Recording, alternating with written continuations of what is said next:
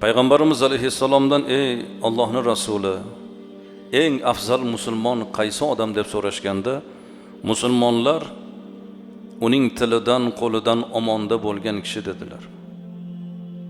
Eng afzal mo'min odam ilmlirog'i demayaptilar, saxiyrog'i demayaptilar. Eng afzal odam odamlar uning azoridan omonda bo'lgan odam. Bir odamni maqtasak, juda yaxshi inson, beozor odam. Mana bu to'g'ri ta'rif bo'ladi.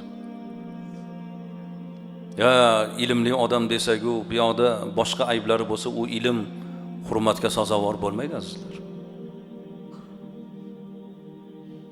Saxiyligi bor, lekin bu yoqdagi odamlarni sal pastga urib qo'yadi gapi bilan, so'zi bilan. Chunki o'zi boyda.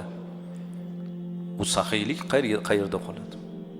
Eng afzal musulmon odamlar undan ozorda, omonda bo'lgan odam dedilar Rasululloh. Qolaversa bugungi kunda katta ustozlar, ulamolarni bemalol internetda ma'lumot qiladigan odamlar, yoshlar paydo bo'lyapti. Hozirgi avlod shunaqa shakllanyapti. O'sha ulamo uni otasidan ham katta odam, lekin kommentariyada sensirab gapiryapti. Bu qanday odam bo'lishi mumkin?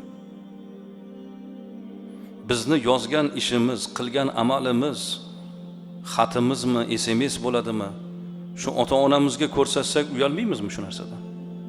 Ha, ota-onaga ko'rsatganda uyaladigan ishni ko'chada ham qilmang.